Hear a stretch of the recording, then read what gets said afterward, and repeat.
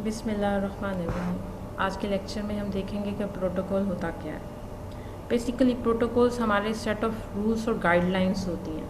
जब भी दो इलेक्ट्रॉनिक डिवाइसेस हैं आपस में कम्युनिकेशन करनी है तो हमें क्या ज़रूरत होती है, प्रोटोकॉल की ज़रूरत होती है। अगर प्रोटोकॉल दोनों डिवाइसेस इलेक्ट्रॉनिक डिवाइसेस एक ही प्रोटोकॉल को फॉलो कर रहे होंगे तो उनकी कम्युनिकेशन ईजिली पॉसिबल है। अगर दोनों डिवाइसेस के प्रोटोकॉल ही डिफरेंट होंगे तो उनकी कम्युनिकेशन कराना थोड़ा सा टफ होगा, यानी हमें कोई और वे यूज़ करके उनके प्रोटोकॉल को सेम करना पड़ेगा। अगर हम इसकी जेनेरिक एग्जांपल लें तो ये बिल्कुल ऐसे है जिसी तरह आपकी कोई लैंग्वेज होती है। हर लैंग्वेज के कुछ ना कुछ रूल्स और वोकैबुलरीज होती हैं। अगर दो लोग आपस में बात करना चाहते हैं तो उनके लिए लैंग्वेज का सेम होना ज़रूरी है, तभी पॉसिबल है कि वो आपस में कम्युनिकेट कर सकें इफेक्टिवली। लेकिन अगर दो डिवाइसेस आपस में बात करना चाहती हैं तो उसके लिए क्या है, उनका प्रोटोकॉल का सेम होना ज़रूरी है, तभी वो क्या कर सकती हैं, इजीली आपस में कम्युनिकेट कर सकती हैं। कम्युनिकेशन ये तो नहीं है कि दो कंप्यूटर्स ने आपस में एक दूसरे को बिट्स भेजी और दोनों ने उसको अंडरस्टैंड कर लिया। ये भी तो है कि अगर दोनों डिवाइसेस हैं तो उन दोनों के लिए एक प्रोटोकॉल का होना भी ज़रूरी है।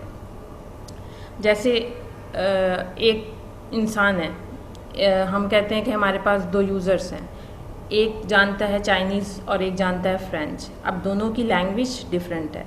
इन दोनों के दरमियान में तब तक कम्युनिकेशन नहीं हो सकती जब तक हमारे पास कोई तीसरा बंदा ट्रांसलेटर ना हो जो एक दूसरे को उनकी ट्रांसलेशन करके बताए कि वो ये कह रहा है और वो ये कह रहा है।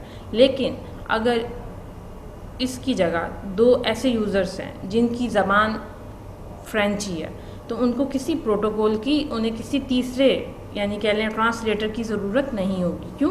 क्योंकि उनकी लैंग्वेज सेम है। वो दोनों आसानी के साथ एक दूसरे को अपना मैसेज सेंड भी कर सकते हैं, रिसीव भी कर सकते हैं। यानी एक बोल रहा है, दूसरा उसकी बात समझ रहा है, दूसरा बोल रहा है, पहला यूज़र उसकी बात को अंडरस्टैंड कर सकता है। ये चीज़ हम कंप्यूटर नेटवर्क्स में देखते हैं कि जब भी दो डिवाइसेस ने आपस में कम्युनिकेट करना है तो किस चीज़ का होना ज़रूरी है कि प्रोटोकॉल का होना ज़रूरी है। प्रोटोकॉल अगर सेम होगा, दोनों डिवाइसेस एक ही प्रोटोकॉल को फॉलो कर रही होंगी तो हमें किसी तीसरे मीडियम की ज़रूरत नहीं होगी। देख लेते हैं कि स्लाइड्स पे क्या है। Two computers can't just send bit streams to each other and expect to be understood. Entities must agree होना प्रोटोकॉल, कि दोनों एंटिटीज़ का, ये जितनी भी एंटिटीज़ हैं उनका प्रोटोकॉल का पे एग्री होना ज़रूरी होता है, यानी एक ही प्रोटोकॉल वो फॉलो कर रहे हो। क्योंकि डिफरेंट डिवाइसेस होती हैं, वो डिफरेंट टेक्नोलॉजीज़ को यूज़ कर रही होती हैं और अक्सर हमारे डिवाइसेस की जो टेक्नोलॉजीज़ होती हैं वो एक दूसरे से डिफ़र कर रही होती हैं। लेकिन अगर हम एक मेन प्रोटोकॉल रख लें कि हमारा प्रोटोकॉल सेम रहेगा, टेक्नोलॉजीज़ डिवाइसेस किसी भी कंपनी की हो सकती हैं, तो उससे क्या होगा, हमारी एंटिटीज़ आपस में ईजिली कम्युनिकेट कर सकती हैं। मैंने एग्जांपल दी थी अभी कि एक फ्रेंच हो सकता है, एक चाइनीज़। इसी तरह अगर हमारे पास दो डिफरेंट तरह के ज़बानें बोलने वाले लोग होंगे तो उसके लिए भी हमें किसी तीसरी मीडियम की ज़रूरत होगी, ट्रांसलेटर की ज़रूरत होगी, ताकि वो आपस में इजीली कम्युनिकेट कर सकें। जब हम प्रोटोकॉल्स की बात करते हैं तो प्रोटोकॉल्स बताते क्या हैं कि what is communicated, how it is communicated and when it is communicated. क्या कम्युनिकेशन होनी है, किस तरह का डाटा जाएगा, कैसे जाएगा और कब जाएगा। इन तीनों बातों पे हमारा फोकस होता है। की एलिमेंट्स ऑफ अ प्रोटोकॉल, किसी भी प्रोटोकॉल के की एलिमेंट्स कौन से हो सकते हैं। बेसिकली वो हमारे पास तीन होते हैं, सिंटैक्स, सेमांटिक्स और टाइमिंग्स।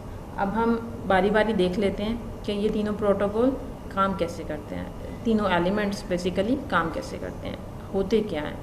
सबसे पहले हम देखते हैं कि सिंटैक्स क्या है। सिंटैक्स रिप्रेजेंट्स द स्ट्रक्चर और the format of the data.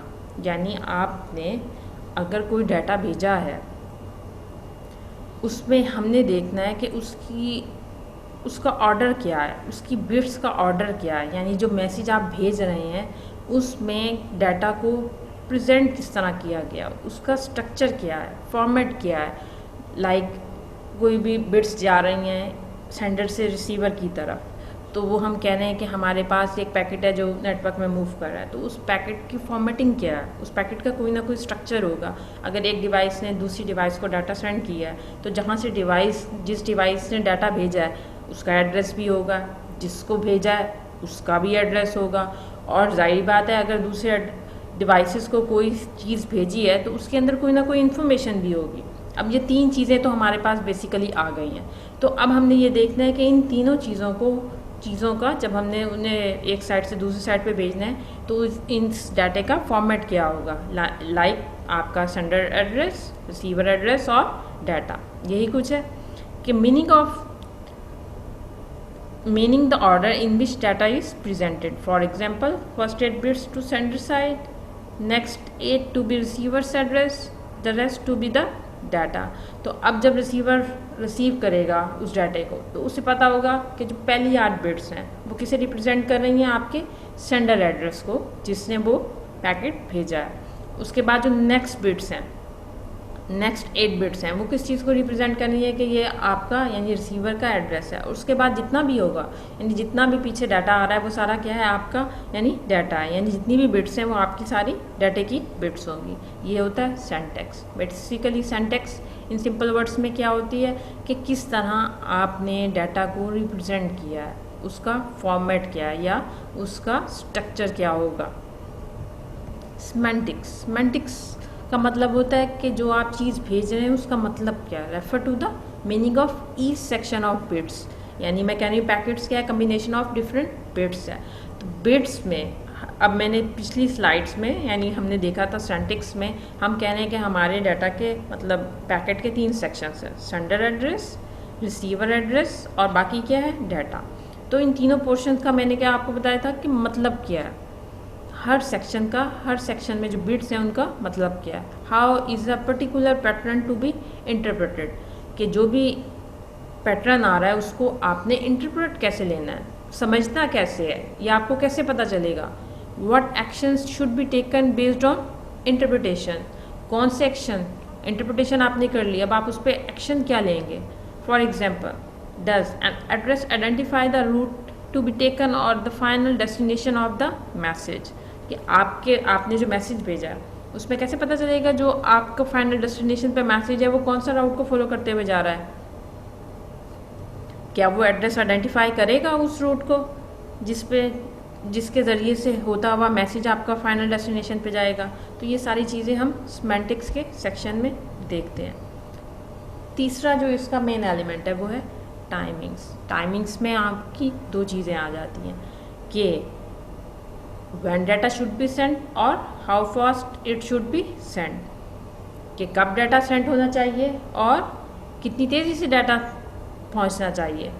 लेकिन जब भी हम टाइमिंग्स में देखते हैं तो हमें एक चीज़ का ध्यान रखना चाहिए, जैसे for example if sender produce data at 100 megabits per second but receiver can only process data and at 1 megabits per second, the transmission will overload the receiver and data will be lost। यानी simple सी example है कि when data should be sent, how fast it should be sent। मैं कह रही हूँ how fast में एक sender है एक रिसीवर है। अगर एक सेंडर का मीडियम 100 megabits per second को सपोर्ट करता है और जो रिसीवर है उसका जो मीडियम है वो सिर्फ जस्ट 1 megabit per second को सपोर्ट करता है। अब सेंडर ने अपना डाटा भेजा 100 megabits per second की स्पीड से जा रहा है, लेकिन दूसरे एंड पे सिर्फ वो सपोर्ट कर रहा है मीडियम 1 megabits per second को। तो इससे क्या होगा, इससे ये होगा कि उसकी तो सपोर्ट ही नहीं है इतनी, तो जितना भी डाटा है वो आपका लॉस्ट हो जाएगा, आपको कंप्लीट डाटा नहीं मिलेगा। तो ये सारी चीज़ें हमें देखनी होती हैं कि आपके मीडियम की कैपेसिटीज़ क्या एक ही हैं कि आपका डाटा सेंड और रिसीव किया जा सके। आज के इस लेक्चर में हमने बस प्रोटोकॉल और उसके सिंटैक्स उसके की एलिमेंट्स को देखा, प्रोटोकॉल क्या होता है, उसके एलिमेंट्स कौन कौन से हैं। आगे हम देखेंगे कि प्रोटोकॉल आर्किटेक्चर काम किस तरह करता है। ये सारी चीज़ें हम इंशाल्लाह नेक्स्ट लेक्चर में देखेंगे।